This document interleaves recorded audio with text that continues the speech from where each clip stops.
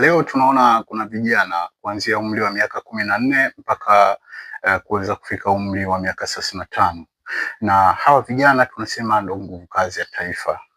Hawa vijana ndio tunawategemea kuweza kufanya biashara. Hawa vijana ndio tunawategemea waweze kuwa katika masomo mbalimbali na mwisho wa siku taifa liweze kupata wataalamu mbalimbali. Lakini hawa vijana ndio tunawategemea waweze kuwa na michezo waweze kuweza kulisaidia taifa kuweza kupata sifa katika hiyo michezo.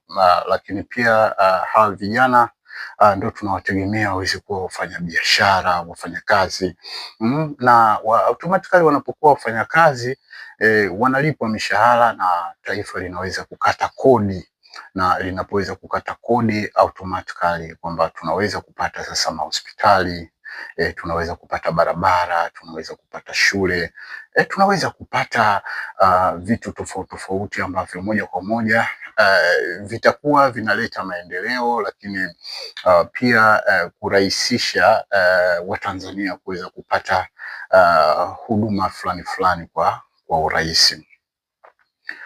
Sasa hawa vijana wengi wamejiingiza katika matumizi ya pombe na hasa hizi pombe kali, ambaye tunaona athari zake. Wengi hupata ugonjwa wa figo, wengi hupata ugonjwa wa ini, wengi hupata maradhi ya uraibu, utegemezi au utumwa. Lakini pia ni chachu ya ongezeko la watu kuweza kupata HIV kwa sababu ya kuweza kufanya ngono zembe, lakini pia tunaona kuna ongezeko la watu kuweza kupata ugonjwa wa moyo na hata ugonjwa wa saratani. Lakini vijana hawa ukijaribu kuweza kwenda kufanya tafiti wengi wao wanatumia hizi pombe kwa ajili ya kuweza kuondoa stress. Ni kweli kabisa, inaweza ikawa wako sawa.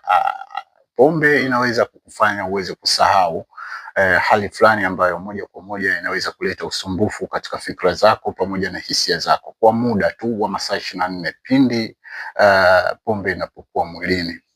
Lakini je, huyu mtu anapoweza kupata ugonjwa let's say kama figo au ugonjwa wa ini au amekuwa mraibu, je, athari zake zitachukua muda gani mpaka huyu mtu kuweza kutengemaa?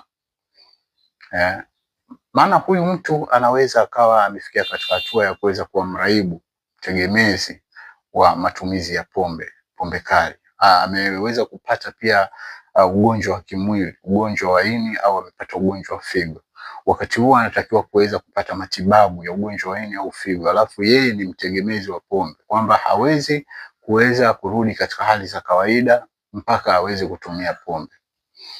Kwa tunajikuta mwisho wa siku tunampoteza kijana ambaye ndo labda alikuwa ni mfanyabiashara, labda alikuwa ni mtu ambaye anaweza kuja kuwa na taaluma fulani ya kuweza kuja kusaidia Watanzania, labda alikuwa anaweza kuwa mtu ambaye akafanya kazi na taifa likaweza kupata kodi yake kwa ajili ya maendeleo ya taifa letu kiujumla.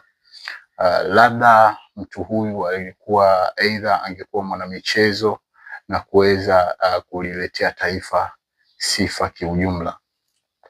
Kwa leo tunaona katika moja ya athari za matumizi ya pombe tunaweza kuona inaweza ikaharibu katika maendeleo ya taifa letu kiujumla, lakini ikaharibu afya ya akili ya vijana wetu au ndugu zetu, lakini pia inaweza kusababisha hata uhalifu katika mitaa, lakini pia wakati mwingine inaweza kusababisha watu wengi kuweza kupeana talaka na inaweza pia kusababisha watoto wengi kuweza kulelewa au kuweza kuwa katika mazingira magumu kwa kukosa malezi yaliyokuwa bora kutoka kwa wazazi wao.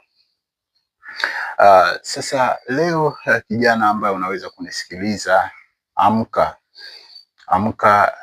Raha ya muda mfupi ya matumizi ya pombe kwa ajili ya kuweza kuondoa hizo stress ambazo uko nazo, labda kwa sababu maisha magumu, labda ni kwa sababu kazini wanakuchanganya, au ni kwa sababu kuna baadhi ya vitu haviendi sawa. Ukiwa unatoroka kwa kuweza kutumia pombe, basi unaweza kutengeneza matatizo makubwa ambayo yatachukua muda mrefu katika wewe kuweza kukaa vizuri. Dapo Recovery House, hichi ni kituo kinachotoa huduma za utengemao kwa waraibu wa dawa za kulevya pamoja na pombe. Tunasaidia jinsia zote, wanawake na wanaume. Tupo Kibada, Kigamboni. Kwa mawasiliano zaidi piga simu namba 0673 20 43 32.